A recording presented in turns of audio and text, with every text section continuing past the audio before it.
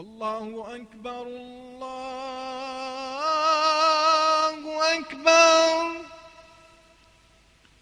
الله أكبر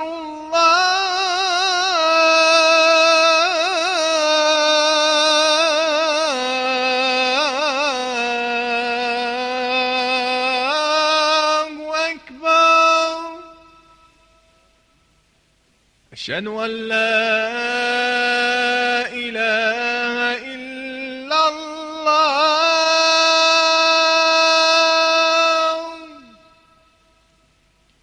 أشهد أن لا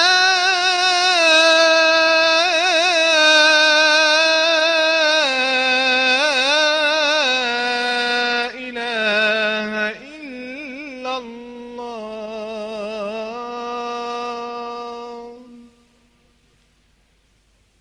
أشهد أن محمدا رسول الله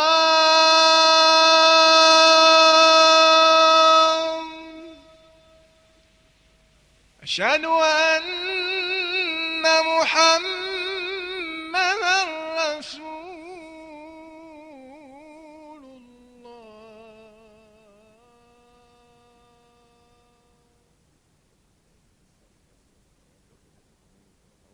أعوذ بالله السميع العليم من الشيطان الرجيم بسم الله الرحمن الرحيم والصلاة والسلام على أشرف المرسلين سيدنا محمد وعلى آله وصحبه أجمعين. Assalamu alaikum wa rahmatullahi wa barakatuh.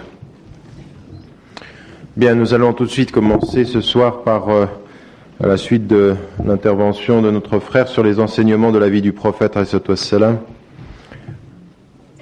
Pour ce qui nous concerne, parler ensemble d'une sourate qui est importante. Vous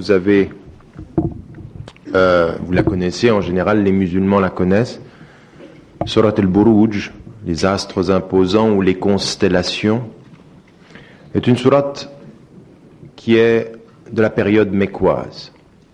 C'est-à-dire qu'elle participe de la première période de ces révélations qui ont pour but d'abord l'édification des musulmanes et des musulmans sur trois dimensions, ou du point de vue des trois dimensions fondamentales que nous avons souvent rappelées à l'approche du Coran, à savoir le rappel du Tawhid, l'unicité divine, le rappel du bon comportement avec la foi, l'akhlaq, c'est-à-dire la nécessité de faire le bien et de s'éloigner de ce qui est le mauvais comportement ou le mal, et le rappel en permanence d'un jour qui sera le dernier jour, celui du jour du jugement dernier.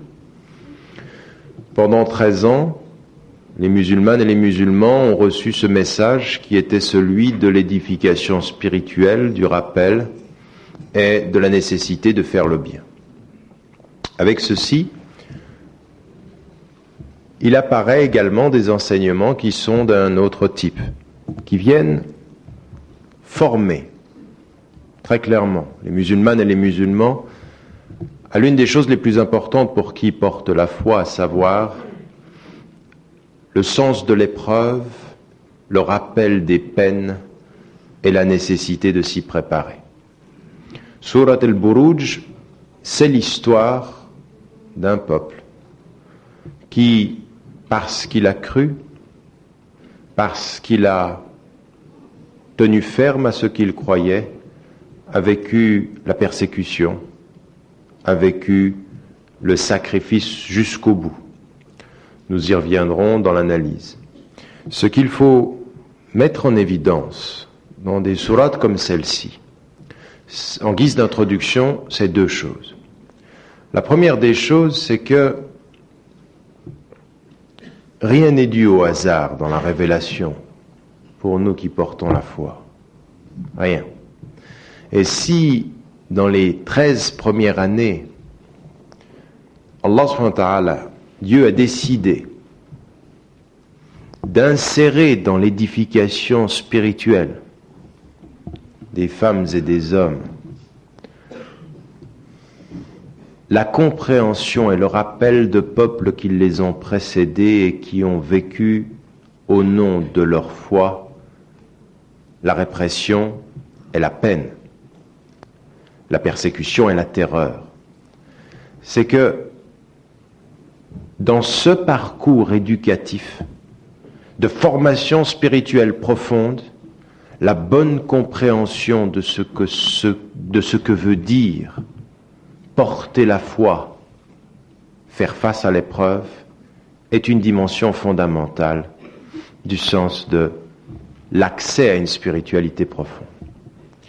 C'est le premier élément, et vous allez voir pourquoi c'est important. Le deuxième élément, c'est que, bien sûr, il s'agit d'histoires qui comptent et qui rapportent, en toute vérité, certes, puisque c'est le Coran révélé, les histoires de peuples passés. Tilka ummatun qad khalat. Voilà des peuples qui sont certes passés. Et pourtant,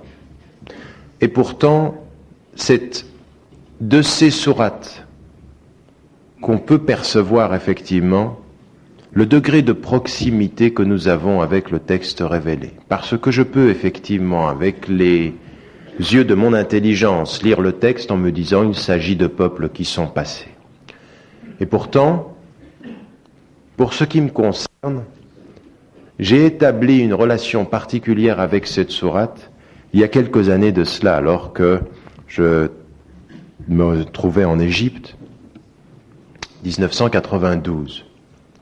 En 1992, en Égypte, c'est le moment de cette persécution et ce génocide établi en direct sur les ondes et en images du peuple bosniaque. Je me trouve alors dans une petite mosquée dans la périphérie de la capitale égyptienne, le Caire. Et il y a un jeune imam là-bas qui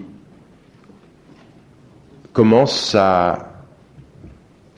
son sermon du vendredi en nous parlant de ce qui est en train de se passer en Bosnie, de cette persécution, de ce génocide, de ces êtres que l'on désigne au moment où ils passent en sachant qu'ils étaient musulmans de type national, comme il était dit dans la constitution yougoslave élaborée par Tito, et on les prenait, ils étaient proprement exécutés pour ça. Et il nous raconte cette histoire et avec force émotion. Effectivement, à ce moment-là, dans la mosquée, on sentait que quelque chose était porté au cœur. D'autant plus que le gouvernement égyptien venait de réprimander, et de réprimer plutôt, une manifestation du peuple égyptien en soutien au peuple bosniaque. Et dès qu'il finit la khutba, c'est-à-dire le sermon, commence la prière et il lit de toute la force de son cœur cette sourate, le Buruj. Et de ma vie, je crois que je mourrai avec ce sentiment-là. Wallahu a'lam. J'ai compris cette sourate ce jour-là. Parce que toute la mosquée l'a compris. Cette émotion qui est montée et qui m'a fait comprendre que si tu lis pas le Coran avec l'intelligence du passé mais le cœur du présent, tu ne comprends pas la place de ce livre dans ta vie. 1992 est passé, 1999 est présent et vous savez aujourd'hui combien le peuple irakien, le peuple albanais, le peuple kosovar est en train de vivre les mêmes tourments. C'est vrai de beaucoup de peuples musulmans, c'est vrai aussi de peuples qui ne le sont pas. Et nous n'avons pas de justice sélective en islam. La justice est une et nous portons notre voix très haut contre tous ceux qui sont persécutés pour ce qu'ils croient ou ce qu'ils pensent. Et j'aimerais que vous entriez avec moi l'espace de quelques minutes dans le commentaire d'un passage du Coran et d'une sourate qui nous rappelle tout à la fois le sens de notre vie mais la responsabilité de nos intelligences. Alors commençons pour la première partie par les 9 premiers versets. A'udhu billahi minash shaitanir rajim. Bismillahir rahmanir rahim. Was-samaa'i dhatil buruj wal yawmil maw'ud wa shahidin wa mashhud. قتل أصحاب الأخدود النار ذات الوقود إذ هم عليها قعود وهم على ما يفعلون بالمؤمنين شهود وما نقموا منهم إلا أن يؤمنوا بالله العزيز الحميد الذي له ملك السماوات والأرض والله على كل شيء شهيد. Au nom de Dieu, celui qui fait miséricorde, le tout miséricordieux, par le ciel orné de constellations, d'astres imposants, par le jour promis, par le jour attendu, par le témoin et par ceux dont il est porté témoignage, les hommes de Ourdoud ont été tués. Le feu était sans cesse alimenté, tandis que les gens se tenaient assis autour, témoins de ce que subissaient les croyants. Il ne leur reprochait que d'avoir cru en Dieu, le Tout-Puissant, celui qui est digne de louange, celui à qui appartient la royauté des cieux et de la terre. Dieu est témoin de toutes choses. Première partie, et les 3 premiers versets ont une particularité que nous avons souvent rencontrée dans le Coran et que je rappelle tellement, parfois dans les commentaires de cette sourate, on passe sur les 3 premiers pour s'arrêter à l'histoire qui vient. Cette histoire est importante, mais Allah subhanahu wa ta'ala ne laisse rien au hasard, et l'on sait que les premiers versets des sourates, souvent, comme par la suite on aura Alif Lam Mim, où certains commentateurs ont dit c'est une façon de capter l'attention de celui qui reçoit le Coran. Ici, Allah subhanahu wa ta'ala jure par les éléments de la nature, et il interpelle par le ciel et les constellations. Que dit-il et vers quoi oriente-t-il notre attention? Il oriente notre attention vers la dimension de la nature qui nous entoure, vers l'espace autour de nous, ce ciel au-dessus de nos têtes et les constellations, les astres, par ces éléments-là, et qui mettent en évidence une chose, encore et toujours, comme étant l'une des éducations fondamentales du croyant et de la croyante devant Dieu: observer la nature et voir dans tous les éléments de la nature le signe dans la créature de la marque et de la présence du Créateur. Allah subhanahu wa ta'ala nous renvoie à l'espace et nous dit: observez, ayez cette capacité, ayez cette foi suffisante pour orienter votre intelligence et votre regard vers ce ciel et ces constellations. Première dimension, l'espace. Et que dit l'espace? L'espace est empli de signes pour qui porte la foi. Pour qui porte la foi, cet espace lui rappelle Allah subhanahu wa ta'ala. Il jure par ces éléments attirant notre attention. Et comme les catégories fondamentales avaient été mises en évidence par les philosophes occidentaux, comme par exemple Emmanuel Kant disait, vous ne pouvez pas établir une perception sans les 2 dimensions fondamentales qu'il appelle les catégories a priori, qui sont l'espace et le temps. Et en permanence dans le Coran, l'espace appelle le temps donne sens à l'espace. Tout de suite après dans le verset Wal Yawmil Maw'ud, c'est-à-dire par le jour qui est promis. Et qu'est-ce que c'est le jour qui est promis? Tous les commentateurs sont d'accord là-dessus. Yawm al-Qiyam, c'est-à-dire le jour du jugement dernier. En d'autres termes, regardez en 2 versets. Rappeler la présence de Dieu dans le présent de ces éléments et te rappeler que la vie a un sens parce que Dieu t'attend. Il est là et il t'attend. Et tu seras d'autant mieux qu'il est là si tu te souviendras qu'il t'attend. En 2 versets. Et en général, les commentateurs passent là-dessus. Mais Allah subhanahu wa ta'ala éveille notre conscience. Un jour est promis, de tous les jours le vrai, de tous les jours le seul, celui où tu seras tout seul. Il y a un jour, un seul, où tu seras toi également, et effectivement devant lui tout seul. Et c'est dans la compréhension de ce qui est le jour qui va venir, Yawm al-Maw'ud, c'est-à-dire ce jour est promis, c'est une promesse. Comme il y avait eu un pacte originel, il y a une promesse au terme de la vie. En 2 versets, il y a le rappel de la présence et la nécessité du sens. Le sens de la vie, c'est de retourner à Allah subhanahu wa ta'ala. Ces 2 dimensions suffiraient, et pourtant l'islam nous a appris une chose. Il y a une autre dimension, elle est étonnante ici parce qu'elle apparaît dans le 3e verset.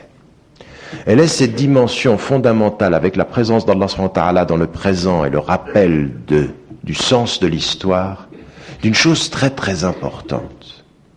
C'est une notion centrale en islam. Et c'est la notion de shahada, le témoignage.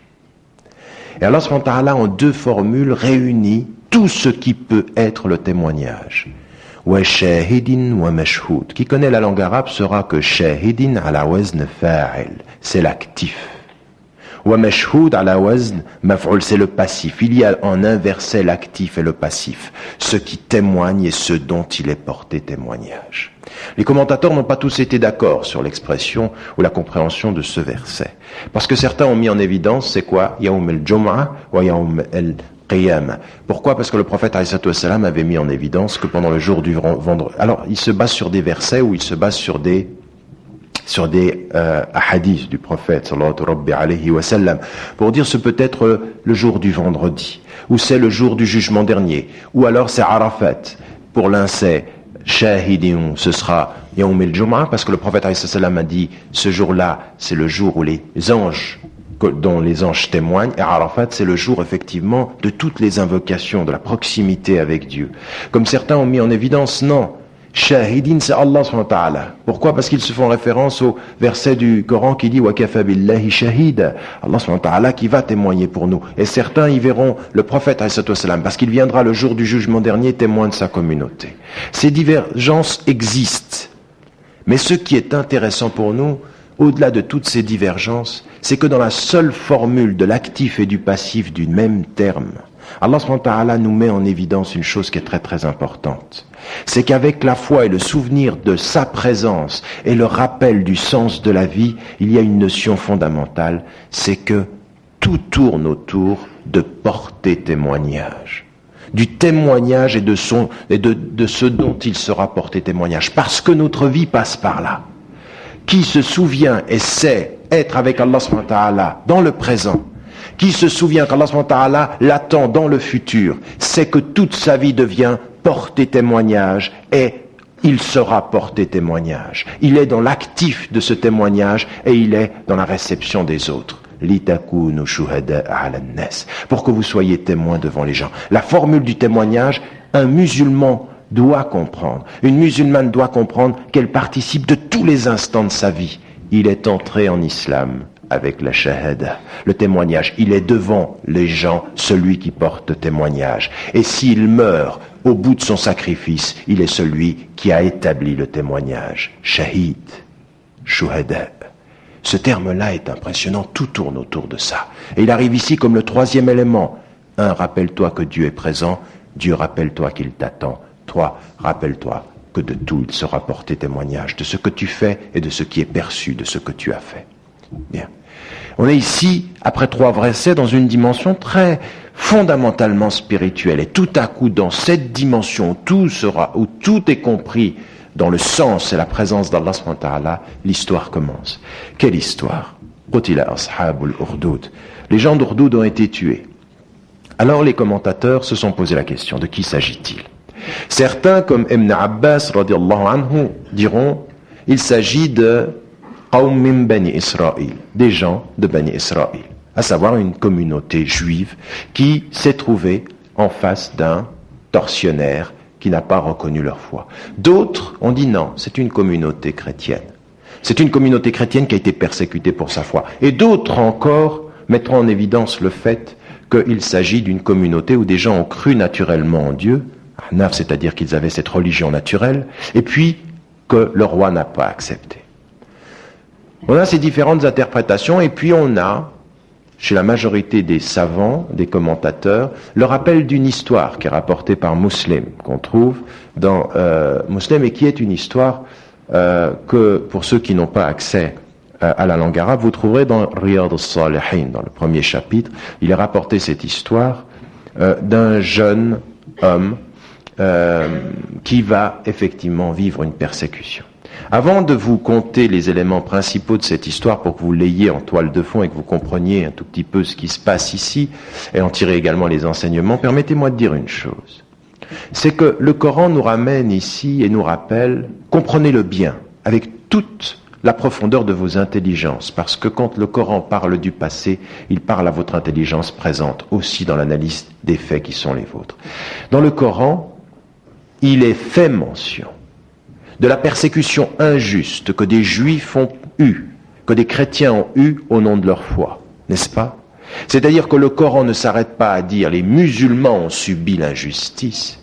Le Coran rappelle que des chrétiens l'ont subi, que des juifs l'ont subi, que ceux qui les ont précédés l'ont subi, et que quand on subit la persécution pour ce que l'on croit, et en particulier bien entendu quand on dit la ilaha illallah, qui est le message essentiel, pour nous. وَمَا أَرْسَلْنَا مِنْ قَبْلِكَ مِنْ رَسُولٍ إِلَّا وَنُوحِي إِلَيْهِ أَنَّهُ لَا إِلَهَ إِلَّا أَنَا فَاعْبُدُونِ. Nous n'avons pas envoyé un messager avant toi qui ne dise « Il n'est de Dieu que moi, adorez-moi ». Donc pour nous, le message essentiel, il est celui-ci de toutes les traditions. Eh bien, dans cette dimension de cette révélation, eh bien, la dimension qui est pour nous importante dans le Coran, c'est qu'il rappelle la dimension de la persécution auparavant, la persécution qu'ont vécu soit en-Nasara, les chrétiens, soit les juifs. Dans le prolongement de l'analyse de ces premiers versets, c'est ce qu'il faut, ce par quoi il faut passer, c'est cette petite histoire. Cette petite histoire qui nous est rapportée de la façon suivante, dans un hadith authentique du prophète alayhi salam. Que nous est-il dit? Il nous est dit que un roi avait dans son entourage un magicien, et ce magicien se faisait vieux. Et il dit au roi, donne-moi un jeune homme que je puisse former, puisque je suis en train de me faire vieux, trouve-moi un jeune homme, et je le formerai à la magie. Et le roi s'exécute, trouve un jeune homme et lui dit, voilà, un jeune homme que tu pourras former à la magie. Et ce jeune homme va commencer sa formation avec le magicien. Or, il se trouve que quand il va chez le magicien, eh bien, sur la route, il y a un ermite. Et cet ermite-là, lui enseigne l'unicité, la foi en l'unique, n'est-ce pas? Et donc, il va chez ce magicien, à chaque fois, il s'arrête en route chez le vieux, l'ermite. Cet ermite lui enseigne la foi en l'unique. Et il se trouve en face de deux instances de pouvoir. Celui de la magie et de l'illusion, qui est celui de cette force qu'on lui enseigne et qui est une force artificielle de l'illusion, et puis la formation intime à l'unicité de Dieu. Donc il est entre cet ermite et ce magicien. En d'autres termes, pas de façon très différente que nous aujourd'hui, 1999. Vous avez effectivement l'enseignement de la foi profonde qui est à l'intérieur et que personne ne voit, la force de l'intimité et de l'intériorité, et puis à côté de ceci, la force de la technologie, de ce progrès, de cette luminosité où ça s'illumine de partout, de la maîtrise et du pouvoir que l'on a sur les objets, le progrès et la technique. Vous savez, comme ce que vous pouvez voir parfois à la télévision où ça s'illumine de partout, et l'on sait aujourd'hui que quand il y a de la lumière, on a l'impression que c'est léger. Mais c'est une impression. En fait, c'est ce qu'on appelle une illusion d'optique. Et l'illusion d'optique, c'est la magie. N'est-ce pas? Cette même perception qu'on a comme ceci d'une force, avec tout ce déploiement de force et de technique qu'on peut avoir en face de nous. Eh bien, en face de ceci, le jeune homme, lui, vit ce déchirement. Et il va mettre à l'épreuve ces deux enseignements. Un jour, il se trouve que son peuple est mis en danger par un énorme animal. Et lui, il se dit, je vais mettre à l'épreuve le savoir du vieux. Alors il prend un objet, une grosse pierre, et il se dit, si ce vieux dit vrai, eh bien, tue cet animal. Et effectivement, il lance la pierre et l'animal meurt. Et il va raconter ça à l'ermite. Et l'ermite lui dit, maintenant tu as atteint le degré de pouvoir faire des miracles, tu n'as plus besoin de moi. Il a donc vécu l'initiation. Mais il lui dit deux choses. Il lui dit, prépare-toi à l'épreuve, tu vas être mis à l'épreuve, et ne dis pas où je me trouve. Et l'enfant, effectivement, à partir de ce moment-là, commence à établir des miracles, c'est-à-dire qu'il guérit le lépreux, qu'il guérit également l'aveugle, et qu'il fait des miracles de guérison. Il se trouve que dans l'entourage du roi en question, il y a un aveugle qui entend qu'un jeune homme guérit. Et il va voir le jeune et lui dit, il paraît que tu guéris. Il dit non. Ni la ashfi ahada. Innama Allahu yashfi man yasha. Allah, il guérit lui. Mais de moi, rien. C'est pas moi. Si tu crois, je peux faire une invocation pour toi, peut-être qu'il te guérira. Et celui-ci voit ce jeune, fait un acte de foi pour Dieu et est guéri. Et il retourne vers le roi et lui dit, mais qui est-ce qui t'a guéri de ta cécité? Et lui dit, ton Dieu est le mien. Pardon? T'as un autre Dieu que moi? Oui. Ton Dieu est le mien, m'a guéri. Renie ta religion. Erja an dinik. Non, je ne veux pas revenir. Et il le torture tellement que celui qui est devenu voyant va dire où se trouve le jeune. Et il amène le jeune. Et il lui dit, reviens sur ta religion. Non. Et il le torture tellement que celui-ci dit où est l'ermite. Et il l'amène l'ermite. Et l'ermite, reviens sur ta religion. Non. Et alors il prend l'ermite et il le torture et il le persécute tellement, selon le hadith, de façon à l'enterrer complètement tout le corps dans le sol et à le couper en deux. Lui, puis celui qui était devenu voyant, il les tue. Et il demande à faire venir le jeune. Et il dit, vous allez prendre ce jeune-là, vous allez le monter au sommet de la montagne. Et s'il ne revient pas sur sa religion, vous allez le jeter. Alors ils prennent, deux personnes le prennent, et le jeune, le chemin faisant, demande à Allah subhanahu wa ta'ala de le protéger de ces deux-là. Et ils arrivent, la terre tremble, qui tombe? Pas le jeune, les deux autres. Et il revient. Où ils sont? Dieu m'en a protégé. Alors il revient avec deux autres personnes, il dit, vous allez prendre ce jeune-là, vous allez le mettre au milieu de la mer. S'il revient sur sa religion, vous le ramenez, sinon, vous le jetez à l'eau. Même situation. Ils partent avec le jeune, et le jeune revient. Où sont-ils? Dieu m'en a protégé. Mais si tu veux me tuer, je vais te dire comment il faut faire. C'est lui qui lui dit, tu veux me tuer, je vais te dire moi comment il faut faire. Et il lui dit, tu vas rassembler le peuple en entier. Tu vas me crucifier à un arbre. Et tu vas prendre une flèche. Et au moment où tu vas jeter la flèche, ou lancer la flèche, tu vas dire, Bismillahi Rabbil Ghulam. Au nom de Dieu, Seigneur de ce jeune homme. Et tout le peuple est là. Le roi, très content, s'exécute. Réunit tout le monde, attache le jeune, prend la flèche, dit exactement ce qu'il faut dire, Bismillahi Rabbil Ghulam, et lance la flèche. Elle l'atteint, le jeune homme met sa main sur la plaie et meurt.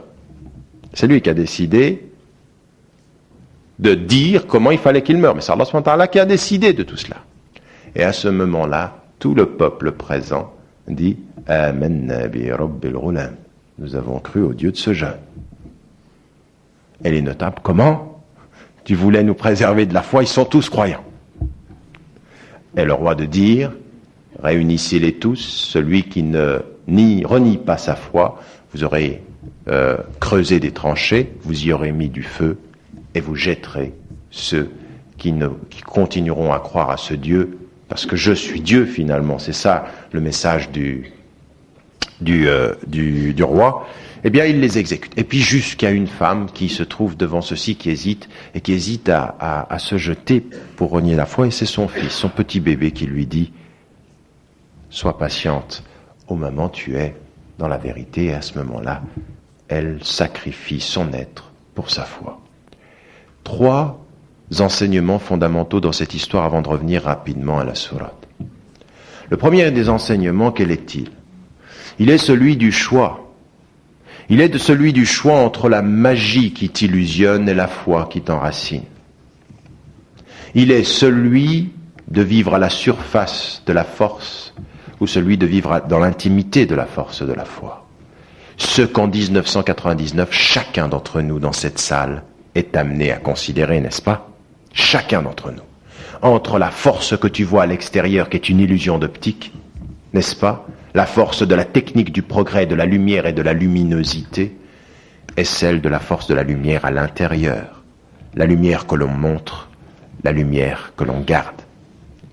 La deuxième des choses, c'est que le vieux lui avait dit, avant de mourir, il lui avait dit, prépare-toi à l'épreuve. Tu ne peux pas sur cette terre porter la foi qui dit la vérité quand tu as des êtres qui veulent vivre de mensonges sans vivre l'épreuve. Si tu veux dire la vérité sur cette terre et si tu veux vivre dans la transparence, attends-toi à trouver en face de toi ceux qui vivent ni dans la transparence, ni dans la vérité, et qui sont intéressés au pouvoir et à l'argent. C'est le sens de l'épreuve. Le troisième élément, c'est très important, c'est la vertu de l'exemple. Il va jusqu'au bout, le jeune homme. Et par cet exemple-là, c'est lui, par l'exemple, d'aller jusqu'au bout dans la cohérence, je ne renie pas ma foi, qui fait que tout un peuple voit que quand un être est cohérent jusqu'au bout, sans doute il y a de la vérité dans tout le chemin qu'il a pris. La vertu de l'exemple. Et ça aussi c'est important pour chacun d'entre nous. Certains d'entre vous pensant qu'ils ne peuvent devenir de bons musulmans que par des discours, alors que le bon ou la bonne musulmane ou le bon musulman, il ne l'est pas par le discours, il l'est par le bon exemple. L'exemple d'un seul qui peut changer un peuple. 3 enseignements, et ici, qu'est-ce qui nous est raconté? C'est cette histoire, où il nous est dit effectivement, le feu était sans cesse alimenté,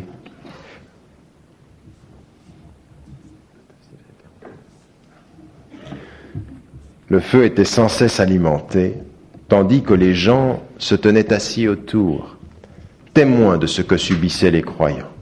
Exactement cette situation-là, des gens, les notables, qui sont autour et qui voient les croyants se faire exécuter, se faire mettre justement dans le feu et dans les tranchées. J'aimerais vous dire une chose. Vous pouvez penser, effectivement, avec les yeux de personnes qui vivent en 1999, où il est tranché, le feu, c'est de l'histoire passée. Quand vous lisez aujourd'hui, en 1999, ce qui ressort de ce qui s'est passé à Srebrenica, eh bien c'était quelque chose qui était pratiquement, on le savait. On n'avait pas les images de personnes qu'on mettait par 15 et qu'on exécutait comme ceci à la mitraillette. On les sortait du camion, on les exécutait. Mais en direct et en devant la télévision, on avait effectivement, aux yeux du monde entier, des exécutions. On n'était peut-être pas au bord des tranchées, mais on était devant des images télévisées où on savait ce qui se passait. Le monde le savait, comme il sait aujourd'hui ce qui a pu se passer, et comme il sait aujourd'hui de la même violence, comment tout un peuple est en train de se faire, de vivre la pire des tortures, comme le peuple irakien par exemple. Eh bien, cette dimension exactement du témoin de personnes qui ont subi la persécution, et ça arrive dans toute l'histoire. Pourquoi? Parce que ici, il ne leur reprochait que d'avoir cru en Dieu, le Tout-Puissant, celui qui est digne de louange. Eh bien, le phénomène de la foi, effectivement, de personnes qui sont jusqu'à aujourd'hui, là je vous parle de la Bosnie, mais jusqu'à aujourd'hui, ceux qui sont pratiquants, qui disent la parole de vérité, qui aujourd'hui dans les prisons du monde sont en train de subir ceci parce qu'ils disent la ilaha illallah. Combien d'histoires de personnes qui vivent ceci? Alors on a l'histoire de ce peuple-là et on le sait. Et nous ici à Lyon, on ne pourra pas dire, devant Dieu jamais on ne pourra dire qu'on ne savait pas. Que ça c'était quelque chose qu'on nous cachait. Il y a trop de choses aujourd'hui qu'on l'on sait se passer dans le monde pour pouvoir dire qu'on ne savait pas. Et Allah subhanahu wa ta'ala nous parle de ces gens qui étaient là et qui n'ont rien dit et qui voyaient cette persécution. On en parlera d'ailleurs dans d'autres circonstances sur cette question de la scène internationale. Et puis, qui est ce? On leur reprochait de croire en Dieu. Mais qui est-il ce Dieu? Et regardez ce qui est dit. Celui qui a la royauté des cieux et de la terre. En d'autres En d'autres termes, qu'est-ce que veut dire ce verset? Parce qu'on pourrait aussi passer sur ce verset, mais il ne faut pas passer sur ce verset. Ce verset, il nous dit une chose très importante. Le Dieu pour lequel ils ont été persécutés par des rois est celui qui est le roi au-dessus de tous les rois. Parce que quand tu dis la ilaha illallah, tu dis à tous les rois du monde, t'as beau être roi, il y a quelqu'un au-dessus de toi qui m'empêche de te servir si tu ne sers pas la justice et la vérité. C'est ça la réalité. Ce Dieu dont on parle, si tu es un roi et que tu me dis l'injuste, au nom du roi des rois, je te dis la vérité. Et le roi des rois, Bismillahirrahmanirrahim. C'est lui, alladhi lahu mulku samawati wal ard. Il n'est pas roi d'un pays. Il a tous les cieux et toute la terre. Et puis, regardez ce qui est juste ajouté. Wallahu ala kulli shay'in shahid. Et Dieu est témoin de toutes choses. Là aussi, je ne peux pas m'empêcher de vous raconter une petite anecdote pour que vous sentiez l'intensité de ce petit verset sur lequel on pourrait passer. Dieu, regardez, est témoin, shahid, hein? Shahidin wa mashhoud. Ici, Dieu est sur toute chose témoin. Ça me fait penser à celui qui est en Égypte, avec qui je faisais le Coran, l'apprentissage du Coran. Et il me disait un jour, tu sais, on n'avait rien fait. On disait la ilaha illallah, on était en prison, on était humiliés par les mots que l'on nous disait, par ce que l'on nous faisait faire. Et à des moments donnés, quand on tombait sur des versets comme celui-ci, à un moment donné, quand j'avais en face de moi le tortionnaire qui me maltraitait, je disais rien. Mais je le regardais droit dans les yeux, et ce qui résonnait en moi, c'était ceci. Wallahu ala kulli shay'in shahid. Il n'y a personne qui nous voit, mais il te voit. Et il me disait ceci avec toute la force de son cœur. Personne ne voit la honte que tu es en train de me faire, mais Dieu, il te voit. Ce Dieu qui a la puissance des cieux et de la terre, il est témoin de tout ce que tu caches. Il est témoin de tout ce qui se passe dans toutes les geôles et que l'on ne voit pas, que l'on sait se passer, mais que l'on ne voit pas. Il me disait, je regardais mon tortionnaire droit dans les yeux, je disais rien, mais ma force était plus forte que ses coups, parce que je le regardais en me disant, Wallahu ala kulli shay'in shahid. Ce petit morceau de verset. Pensez-y maintenant, parce que ça se passe maintenant. À l'heure où je vous parle, maintenant, vous avez des frères et des sœurs humiliés, parce qu'ils disent la ilaha illallah avec des personnes qui n'ont pas d'âme, pas d'état d'âme, et qui torturent. Et puis, viennent ces deux versets importants qu'on va commenter maintenant. إن الذين فتنوا المؤمنين والمؤمنات ثم لم يتوبوا فلهم عذاب جهنم ولهم عذاب الحريق إن الذين آمنوا وعملوا الصالحات لهم جنات تجري من تحتها الأنهار ذلك الفوز الكبير.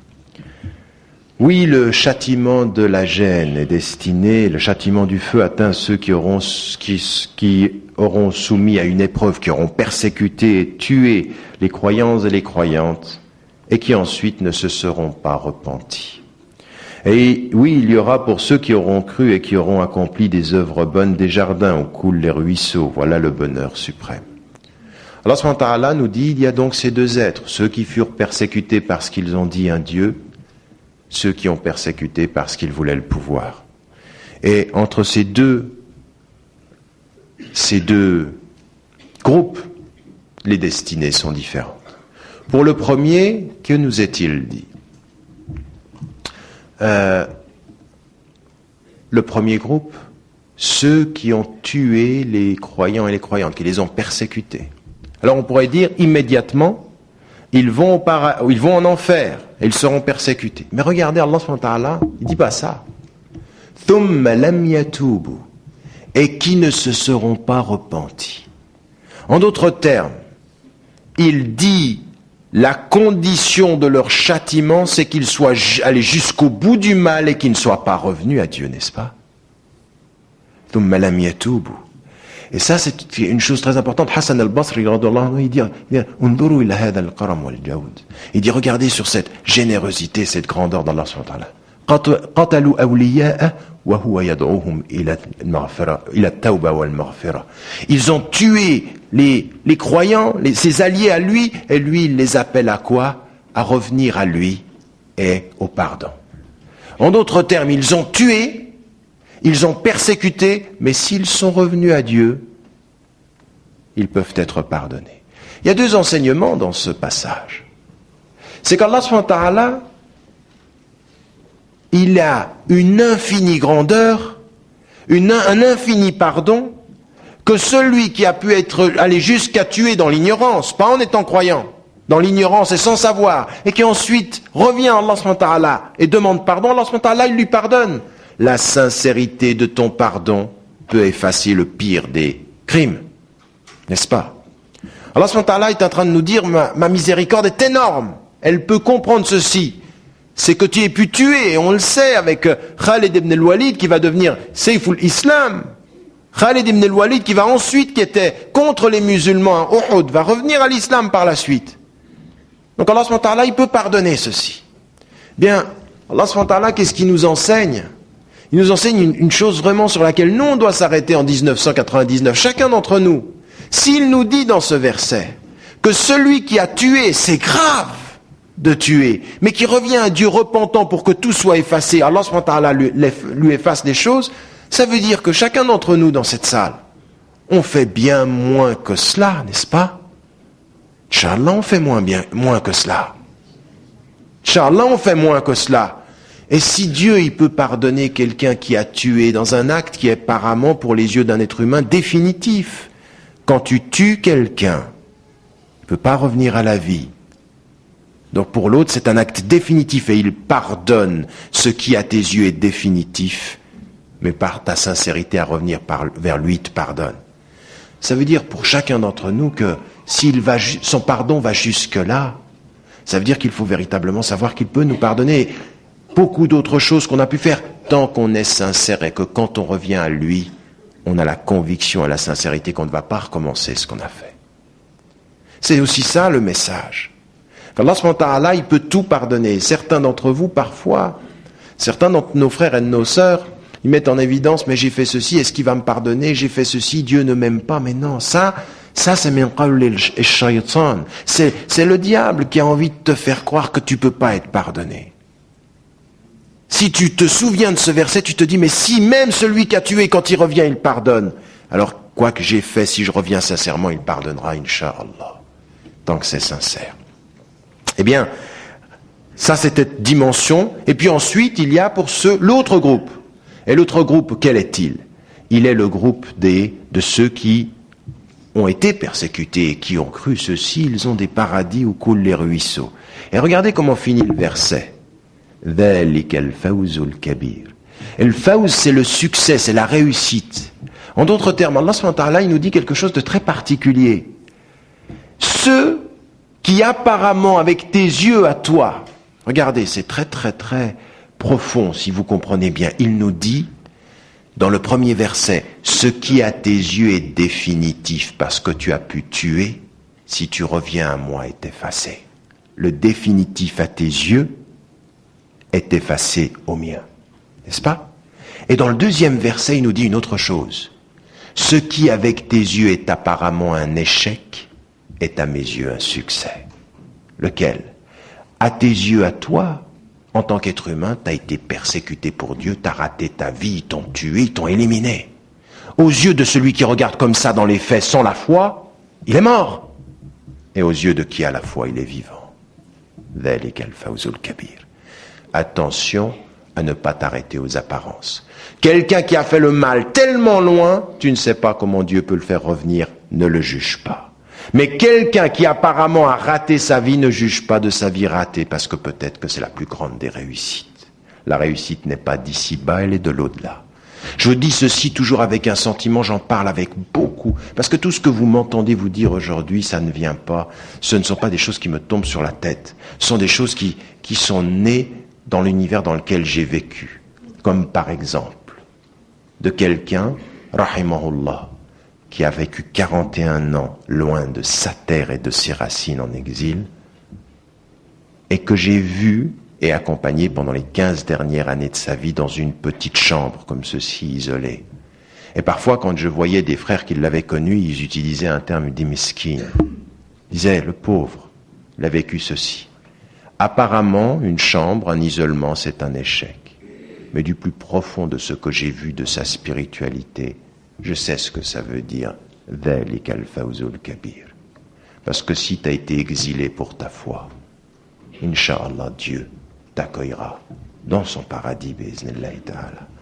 Eh bien, ça c'est vraiment, regardez comment 2 versets ils te disent attention aux illusions d'optique. Ce que tu évalues avec tes yeux n'est pas ce qui est compté auprès de Dieu. Pour terminer, ce passage, la fin, pour moi, j'ai envie de dire 2 choses. Inna batsha rabbika la shadid. Innahu huwa yubdi'u wa yu'id wa huwa al-ghafur al-wadud dhul 'arshi al-majid fa'alun lima yurid. La rigueur de ton Seigneur est redoutable. Il est celui qui donne un commencement à la création et qui la renouvellera. Il est celui qui pardonne, celui qui aime les hommes. Il est le maître glorieux du trône. Il réalise ce qu'il veut.